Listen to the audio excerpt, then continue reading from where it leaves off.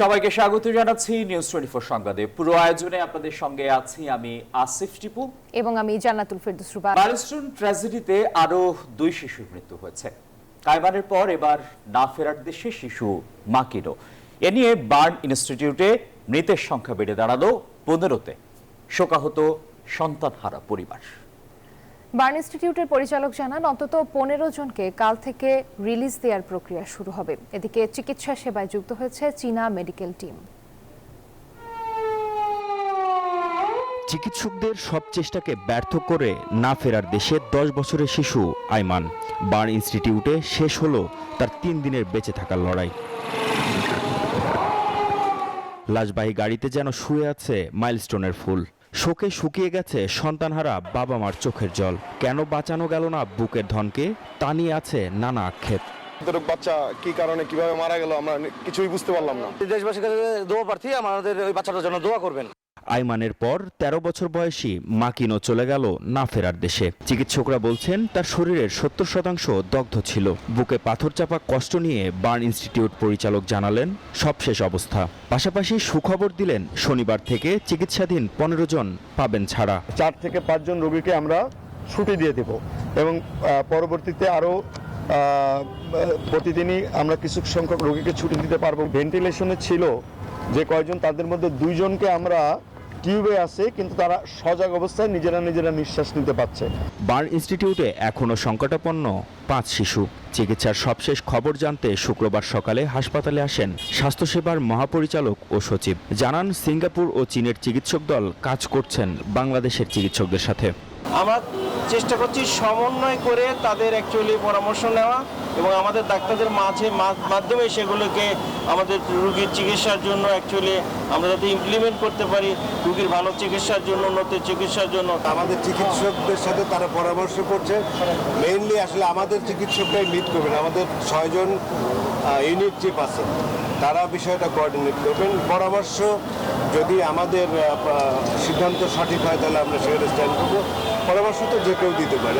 গত 3-4 দিনের চেয়ে ভিড় কমেছে জাতীয় বার্ন ইনস্টিটিউটে। নেই কোলাহল, বরং হাসপাতালের পরিবেশ অনেকটাই শান্ত ও নীরব।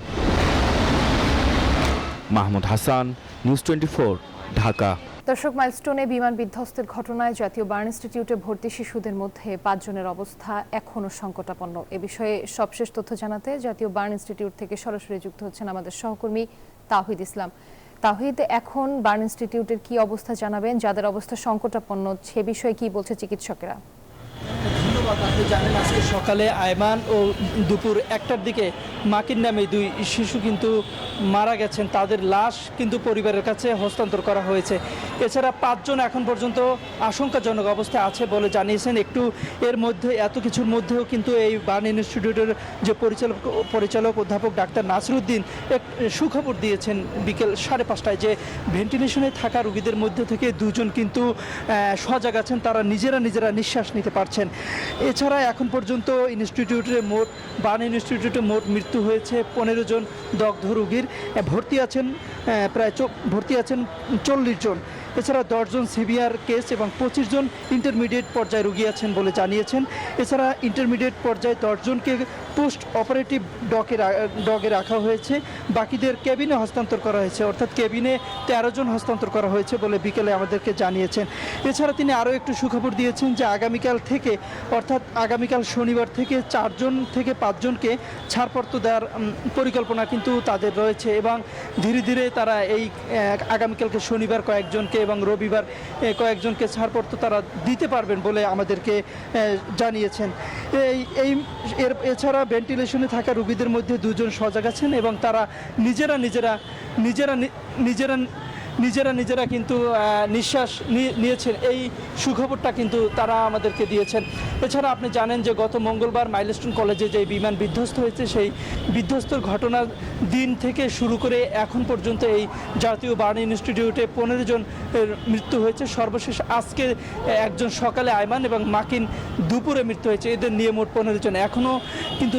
এখনও যে রোগীরা আছে তারা কিন্তু বিদেশি যে সিঙ্গাপুর ও চীন এবং ভারতের যে চিকিৎসকরা বাংলাদেশে তাদেরকে চিকিৎসা দিতে এসেছেন বা পরামর্শ দিতে এসেছেন, তারা তাদের সঙ্গে সমন্বয় করে কিন্তু এই জাতীয় বার্ন ইনস্টিটিউটে তাদের চিকিৎসা চলছে এবং তারা সর্বোচ্চ চেষ্টা করে গেছেন।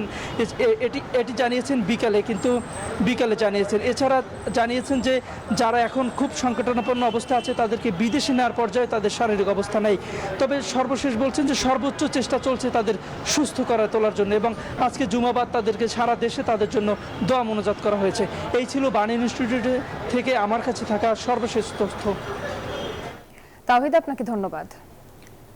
মাইলস্টোন ট্র্যাজেডিতে সন্তানহারা শোকার্ত পরিবারের পাশে ঢাল হয়ে যিনি থাকেন তিনি বাবা। সব শোক সামলে তিনি দাঁড়ান, আদরের সন্তানের জানাজায় দোয়া চান সবার কাছে। বুকে পাথর চাপা কষ্ট, তবুও পরিবারের ছায়া হয়ে থাকা সেই সব বাবাদের কথা জানাচ্ছেন রিশাদ হাসান। যে শোক সংবাদে থেমে গেছে শহরের সব কোলাহল। লাশবাহী গাড়িতে সন্তানকে নিয়ে এসেছে যে, সেই তো জানে বুকের ভেতরে কি করে গ্রাস করে ভিসুভিয়াস। নিহতের জানাজায় দাঁড়ানো পিতা জানেন সন্তানের জন্য জীবনের শেষ বাস্তবতার মুখে দাঁড়াতে ঠিক কতটা শক্তি লাগে।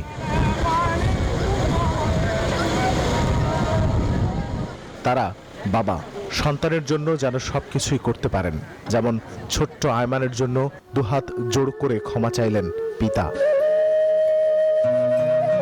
সন্তান হারানোর শোকে পাথর হয়ে যাওয়া আরেক পিতা মুকুল। মাইলস্টোন ট্র্যাজেডিতে তিনি হারিয়েছেন তার বড় ছেলে সাদকে। পরিবারের জন্য নিজেকে ধরে রেখেছেন। যেখানে যে কোথাও লিস্ট নাই, নাম নাই, ট্রেন করতে করতে করতে কুর্মিটুল হাসপাতাল যাওয়ার পর সিএমএইচে গেছে লাস্ট, তখন প্রায় সন্ধ্যা হয়ে গেছে। তো সিএমএইচে যাওয়ার পর ওখানে আদরের মেয়ে সারিয়া আক্তারের পিতা রফিক, তিনি জানেন সন্তাপ কথাটাতে তাপ লুকিয়ে আছে কতটা। তো ওই দিনে ঠিক বরাবর এমন ঘুম থেকে আমার উঠাইছে, উড়ানোর পরে আমি তাহলে 300 টাকা দিচ্ছি। সে বলতো সব 100ই হবে আমার। আমি বললাম মা, টাকা থাকলে শরীর গরম থাকে, টাকা না থাকলে দুর্বল হয়ে যায় মানুষ, নিয়ে যাও 300 টাকাই। হালকা হাসি দিয়ে পরে বলে ঠিক আছে। পরে আবার চুমা দিলাম, পরে স্কুলে চলে গেল। এই মেয়ের আমি শেষ জীবিত অবস্থায় আর কি, জীবন দশায় শেষ কথা হয়েছিল মেয়ের সাথে। এসব বিয়োগের গল্পে বাবারা নিজেদের সামলে নেন। হয়তো বাবারা কাঁদেন না, নয়তো আমরা তা দেখি না।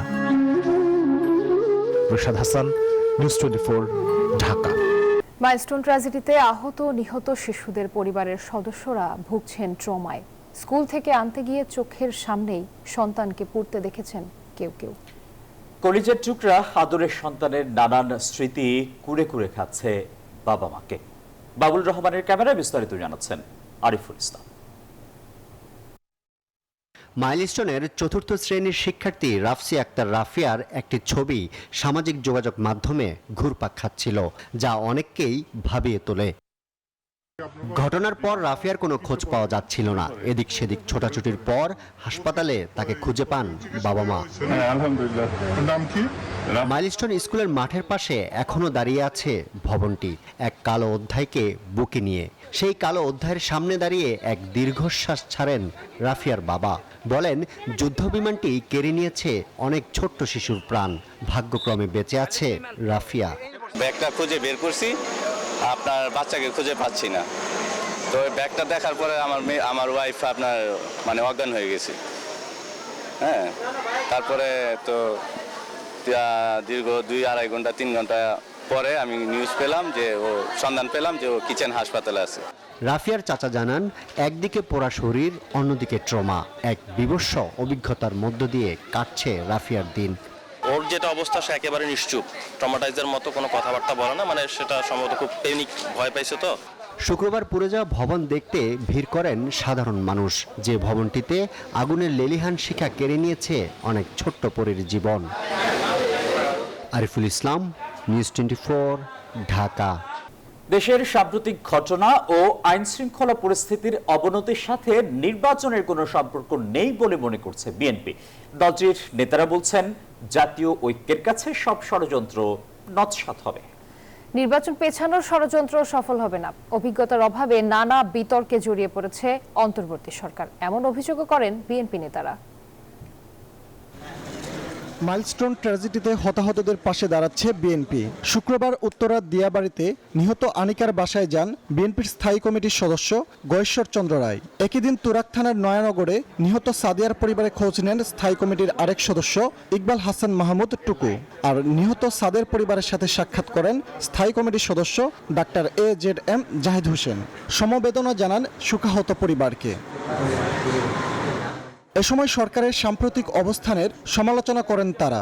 বলেন, নির্বাচন বিলম্বিত হলে প্রশ্নের মুখে পড়বে সরকার। সরকার যদি সত্যিকার অর্থে অ্যাসার্ট করতে সরকার পরিচালনার ক্ষেত্রে, তাহলে অনেক বিতর্কের জন্ম দিত না। প্রকৃত অর্থে জনগণের নির্বাচিত প্রতিনিধি দ্বারা সরকার গঠিত না হওয়া পর্যন্ত যত বিলম্ব হবে তত নানা ধরনের জটিলতা দেখা দেবে। এই গত কিছুদিন যাবত যেসব ঘটনা ঘটছে, পরিকল্পিতভাবে ঘটনা হচ্ছে। যত ইলেকশন দেরি হবে তত ঘোলা পানিতে মাছ শিকার করা এদের জন্য সুবিধা হবে। এই পরিস্থিতিতে সুযোগ নেওয়ার চেষ্টা করেন, আসেন সবাই একসাথে ক্ষতিগ্রস্ত মানুষের পাশে দাঁড়াই, দেশের মানুষের পাশে দাঁড়াই, গণতন্ত্র ফিরিয়ে আনি, সেই লক্ষ্যে সবাই কাজ করি। একই দিন তুরাগ এলাকায় নিহত নাজিয়া ও নাফির পরিবারকে সমবেদনা জানান বিএনপির সিনিয়র যুগ্ম মহাসচিব রুহুল কবির রিজভী।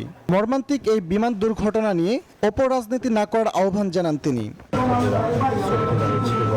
পরিবারের বাবা মা সবাইকে আল্লাহ যেন শক্তি দেয়, তারা এই শোক সইবার জন্য। এদিকে দুর্ঘটনার শিকার বিমান বাহিনীর পাইলট ফ্লাইট লেফটেন্যান্ট তৌকিরের পরিবারের সাথে সাক্ষাৎ করেছেন বিএনপি মহাসচিব মির্জা ফখরুল ইসলাম আলমগীর। এ সময় মাইলস্টোন ট্র্যাজেডিতে স্বজনহারা পরিবারের প্রতি বিএনপি চেয়ারপারসন খালেদা জিয়া ও ভারপ্রাপ্ত চেয়ারম্যান তারেক রহমানের শোকবার্তা পৌঁছে দেন তিনি। ফজলে রাব্বি সৌরভ, নিউজ 24, ঢাকা। জনপ্রতিনিধিরা সততার পরিচয় দিলে বাংলাদেশ সত্যিকার অর্থেই সিঙ্গাপুর বা চীনের মতো হতো বলে মন্তব্য করেছেন জামায়াতের আমির ডাক্তার শফিকুর রহমান। সকালে ঢাকা মহানগর দক্ষিণ জামায়াতের রুকন সম্মেলনে এ মন্তব্য করেন তিনি। বলেন, প্রচলিত যে আইনগুলো আছে তা প্রয়োগ হলে দেশে 10% দুর্নীতিও থাকতো না। তার দল রাষ্ট্র পরিচালনার সুযোগ পেলে সব অপকর্ম বন্ধ করবে বলেও আশ্বস্ত করেন ডাক্তার শফিকুর রহমান।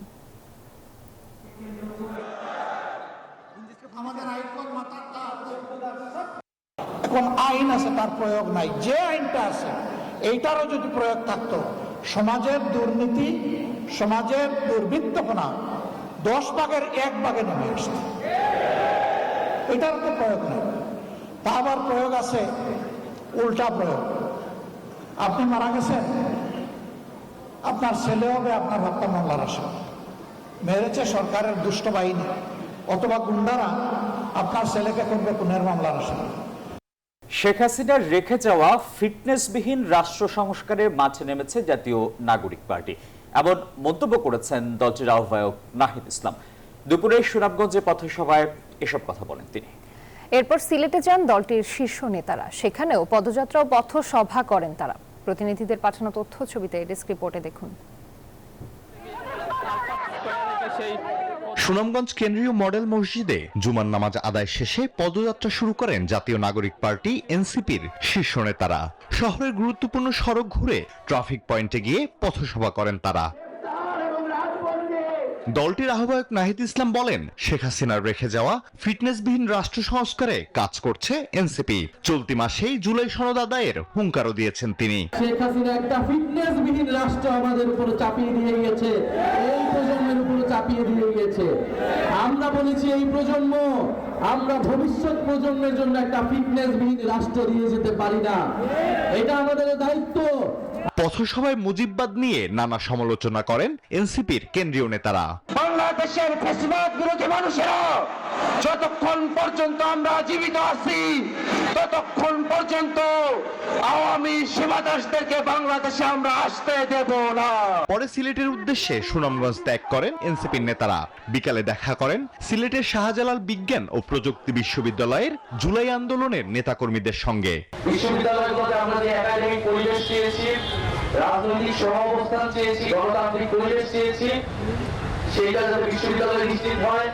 এরপর সিলেট মহানগরের চৌহাট্টা থেকে পদযাত্রা শুরু হয়। বিভিন্ন সড়ক ঘুরে পদযাত্রাটি শেষ হয় কেন্দ্রীয় শহীদ মিনারের সামনে গিয়ে। Desk report, news 24। ফেনীর পরশুরামে 2 বাংলাদেশি যুবককে গুলি করে হত্যার অভিযোগ উঠেছে ভারতীয় সীমান্তরক্ষী বাহিনী বিএসএফ এর বিরুদ্ধে। তাদের মধ্যে একজনের মৃত্যু হয়েছে বাংলাদেশের হাসপাতালে, গুলিবিদ্ধ আরেকজনকে নিয়ে যায় বিএসএফ। ভারতের একটি হাসপাতালে তার মৃত্যু হয়। এছাড়া গুলিবিদ্ধ আরও একজনের অবস্থা আশঙ্কাজনক। অন্যদিকে চাঁপাইনবাবগঞ্জে সীমান্তের ওপারে বিএসএফ এর গুলিতে 2 বাংলাদেশি আহত হয়েছেন। ডেস্ক রিপোর্টে বিস্তারিত। এবার ফেনীর পরশুরামে বিএসএফ এর গুলিতে 2 বাংলাদেশির প্রাণ ছড়ল। স্থানীয়রা জানান, বৃহস্পতিবার রাতে গুথুমা বিওপির আওতাধীন 2164/3 এস পিলার অতিক্রম করে ভারতের ভেতরে তারকাটা বাউন্ডারির কাছে যান লিটন, মিল্লাত ও আফসার। তাদের লক্ষ্য করে বিএসএফ এর সদস্যরা গুলি ছোড়েন। একজনকে ধরিয়ে নিছে আর দুজনের গুলি করছেন। কোনোভাবে একজন পরশুরাম মেডিকেল থেকে ফেনীতে আসার সময় রাস্তায় মারা গেছে, আরেকজনের চিটাং মেডিকেলে করছে ফাটাইছে। বিজিবি জানায়, গুলিবিদ্ধ লিটনকে ভারতে নিয়ে যায় বিএসএফ। সেখানে বিলোনিয়া হাসপাতালে তার মৃত্যু হয়। আর গুরুতর আহত অবস্থায় স্থানীয়রা মিল্লাত ও আফসারকে উদ্ধার করে ফেনী জেনারেল হাসপাতালে নেন। সেখানে চিকিৎসাধীন অবস্থায় মিল্লাতের মৃত্যু হয়। আফসারকে আশঙ্কাজনক অবস্থায় চট্টগ্রাম মেডিকেলে স্থানান্তর করা হয়। ফেনী 4 বিজিবির CEO lieutenant colonel Mosharraf Hossain বলেন, বিএসএফ এর গুলির ঘটনার খবর পেয়ে বিজিবি সদস্যরা সার্বক্ষণিক খোঁজ খবর নিচ্ছেন। এটা কোনোভাবেই কাম্য নয়। আমরা আমাদের তরফ থেকে স্ট্রং প্রতিবাদ জানিয়েছি। কোম্পানি কমান্ডার লেভেলে ফ্ল্যাগ মিটিং চলছে এবং অধিনায়ক পর্যায়ে ফ্ল্যাগ মিটিং হবে এবং প্রতিবাদ প্রেরণ করা হবে। ভারতের হাসপাতালে নিহত লিটনের মরদেহ দেশে আনার চেষ্টা চলছে বলে জানিয়েছে বিজিবি। এদিকে চাঁপাইনবাবগঞ্জের সিংনগর সীমান্তের ওপারে বিএসএফ এর গুলিতে 2 বাংলাদেশি যুবক আহত হয়েছেন। Desk report, news 24। শেরপুরের নালিতাবাড়ী উপজেলার নাকুগাঁও সীমান্ত দিয়ে 21 রোহিঙ্গাকে পুশিন করেছে ভারতীয় সীমান্তরক্ষী বাহিনী বিএসএফ। বিজিবি জানায়, বৃহস্পতিবার দিবাগত রাত 1:15টার দিকে তাদের ঠেলে পাঠানো হয় বাংলাদেশে। পরে বিজিবি তাদের আটক করে। জানা গেছে, আটকরা উখিয়ার রোহিঙ্গা ক্যাম্প থেকে পালিয়ে ভারত গিয়েছিলেন। রাজধানীর বাজারে ঊর্ধ্বমুখী ব্রয়লার ও সোনালী মুরগির দাম গত 2 সপ্তাহে কেজিতে বেড়েছে 20 থেকে 30 টাকা। ব্রিকেট চাল, সবজি ও মরিচের বাজারও চড়া। বৃষ্টির কারণে সরবরাহ কমার খোড়া অজুহাত বিক্রেতাদের। গত 2 সপ্তাহ ধরে রাজধানীর বাজারে বেড়েছে বিভিন্ন সবজির দাম। কাঁচা মরিচের কেজি বিক্রি হচ্ছে 180 থেকে 200 টাকায়, অথচ এই মরিচের কেজি ছিল 80 থেকে 120 টাকা। বিক্রেতারা জানান, মৌসুমী বৃষ্টির কারণে কাঁচা মরিচের সরবরাহ কম, তাই বাড়ছে দাম। বৃষ্টির কারণে মাল আসতে পারে না বা খেতে পানি জমে যায়, মরিচ নষ্ট হয়। এই কারণে ইন্ডিয়ার থেকে মরিচগুলো যখন আসে তখন দাম বাড়তে থাকে। দাম বেশি কিনলাম, আধা কেজি অল্প কিনলাম। শুধু কাঁচা মরিচ নয়, বাজারে অন্যান্য সবজির দামও বেড়েছে। করলা, কাঁকরোল, বরবটি, পটল সহ সবজির কেজি এখন 60 থেকে 80 টাকা। দেশি টমেটোর সরবরাহ একেবারেই না থাকায় বাজারে বিক্রি হচ্ছে ভারতীয় টমেটো, যার কেজি 140 থেকে 150 টাকা। বেগুনের দাম মানভেদে 80 থেকে 120 টাকা পর্যন্ত উঠেছে। সবজির অনেক দাম, 60 টাকার নিচে কোনো সবজি নেই। এটা আমাদের জন্য আরেকটু কম হলে আমাদের জন্য ভালো। টমেটোর দাম বেশি, এটা ইন্ডিয়ান জিনিস, এটা 140 টাকা কেজি। আর বেগুন, গোল বেগুন একটু দাম বেশি, 100 টাকা 120 টাকা। শসা, দেশি শসা হচ্ছে আপনার 100 টাকা 120 টাকা কেজি। এদিকে প্রায় 1.5 মাস আগে বেড়ে যাওয়া চালের দাম কমার কোনো লক্ষণ নেই বাজারে। মুরগির বাজারেও দেখা গেছে দামের ঊর্ধ্বগতি। আমদানি কম মাল, এই কারণে কম বাড়িয়ে গেছে। আবার আমদানি না হলে তার কমবে না। সাধারণ মানুষ থেকে মানুষ জানতেছেন, জানার পরে এটা কখনো কি কার্যকরী হইতেছেন এই জিনিসগুলো হইলে না, সে এগুলো উপরে থেকে এগুলো নিচে আসতো। ব্রয়লার মুরগির কেজি বিক্রি হয়েছে 170 থেকে 180 টাকায়, যা সপ্তাহ আগে ছিল 150 থেকে 160 টাকা। সোনালী মুরগির কেজি বেড়ে হয়েছে 310 থেকে 320 টাকা, যা আগে ছিল 280 থেকে 300 টাকা। মরিয়ম আজিজ মৌরিন, নিউজ 24, ঢাকা। বসুন্ধরা আবাসিক এলাকায় মিনাবাজারের নতুন আউটলেটে সাপ্তাহিক ছুটির দিনে দেখা গেছে ক্রেতার বাড়তি সমাগম। অনেক পণ্যের উপরেই চলছে ছাড়। রাজধানীর বসুন্ধরার জাপান স্ট্রিটের জেসিএক্স বিজনেস টাওয়ারে অবস্থিত এই সুপারমার্কেট চেইন সারিবদ্ধভাবে সাজানোর প্রতিটি সেকশন তাজা শাকসবজি ও নানান মৌসুমি ফল কেনার দিকে ঝোঁক বেশি ক্রেতাদের। পাশাপাশি পাওয়া যাচ্ছে মাছ, মাংস, চাল, ডাল সহ দেশি বিদেশি নানান পণ্য। বসুন্ধরাবাসীদের জন্য এটা একটা পুরো আশীর্বাদ। আমরা আমাদের মতো করে যখন ইচ্ছা এসে টুকিটাকি জিনিসপত্র সব নিয়ে যাই। এখানে যেসব জিনিসগুলো পাওয়া যায় ওগুলো মানে কোয়ালিটি অনেক ভালো। কিনলাম জুস, চকলেট, চিপস, অনেক কিছুই। লাইক ভেজিটেবল এগুলো অনেক কিছুই ফ্রেশ পাই। হ্যাঁ, সকালে আসলে খুবই ভালো পাওয়া যায়। আমাদের কাছে এটা বেস্ট লাগে কারণ এখানে মানে সবই পাওয়া যায়, দেশি বিদেশি সবই পাওয়া যায়। পরিবেশটা ভালো আছে, এখানে কোনো রকম কোনো গ্যাদারিং হচ্ছে না। ছুটির দিনে বসুন্ধরার আবাসিকের আপন ফ্যামিলি মার্টের নতুন আউটলেটে চলছে অনেক পণ্যের উপর ছাড়। শুক্রবার সকালে আপন ফ্যামিলি মার্টের নতুন আউটলেটে ছিল ক্রেতার সমাগম। 25 থেকে 29 তারিখ পর্যন্ত মাসের শেষ উপলক্ষে থাকছে পচনশীল দ্রব্যের উপর বিশেষ ছাড়। মাছ, মাংস, মুরগি ও সবজির উপর চলছে ছাড়। দেশি বিদেশি বিভিন্ন মশলার মিক্স বক্সে থাকছে ছাড়। পাশাপাশি নুডলস, বিস্কুট সহ নানা পণ্য রয়েছে একটি কিনলে আরেকটি ফ্রি অফার।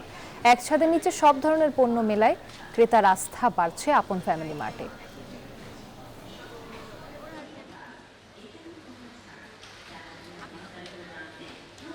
এখানে প্রোডাক্টের কোয়ালিটি খুবই ভালো, ফ্রেশ জিনিসটা পাওয়া যায়, আর স্পেশালি বাচ্চারাও একটু এনজয় করে আসলে। মাছটাও মোটামুটি ফ্রেশ, আর সবজিটা হচ্ছে দু ধরনের, একদম ফার্ম থেকে আনা বা এভাবে বাজারের মতো, দুটোই ভালো। দেশের বাইরের যে প্রোডাক্টগুলো আছে কসমেটিক্স বলেন ওগুলাও ভালো। মানুষজন মানে উৎসবের সঙ্গে কেনাকাটা করছে, এটা একটা প্লাস পয়েন্ট। আমি যা চাইছি তা পাচ্ছি। ম্যাচ হারলে দলের আত্মবিশ্বাস তলানিতে চলে যায়, তাই পরীক্ষা নিরীক্ষার চেয়ে ম্যাচ জেতাতে বেশি গুরুত্ব দেওয়া উচিত ছিল। পাকিস্তানের বিপক্ষে সিরিজের শেষ টি-20 ম্যাচ নিয়ে এমন পর্যবেক্ষণ খালেদ মাসুদ পাইলটের। এশিয়া কাপ ও বিশ্বকাপ সামনে রেখে টাইগারদের বিদেশের মাটিতে সিরিজ খেলানোর পরামর্শ তার। টি-20 অধিনায়ক হিসেবে দায়িত্ব নিয়ে টানা 2 সিরিজ জিতিয়েছেন লিটন দাস। একটা বিদেশের মাটিতে শ্রীলঙ্কার বিপক্ষে, আর একটা ঘরের মাঠে শক্তিশালী পাকিস্তানের বিপক্ষে। তবে সিরিজ জয়ের উচ্ছ্বাসের মধ্যেও শেষ ম্যাচের পারফরমেন্স ঘিরে প্রশ্ন থেকেই যাচ্ছে। উইনিং কম্বিনেশন ভেঙে দলে 5 পরিবর্তন আসলে কতটা যৌক্তিক? সরাসরি জবাব দিলেন সাবেক অধিনায়ক খালেদ মাসুদ পাইলট। সিরিজটা কিন্তু পুরো 3-0 করা যেতে পারতো। ইম্প্রোভাইজ একটু বেশি হয়ে গেছে, এত বেশি চেঞ্জ না করে একটু ফাইন টিউন করলে হয়তো হতো। এই ধরনের ম্যাচগুলো জিতলে পরে টিমের মধ্যে আমার মনে হয় যে একটা হেলদি কনফিডেন্সটা আসে। মিরপুরের উইকেট নিয়ে বরাবরই বিতর্ক থাকে।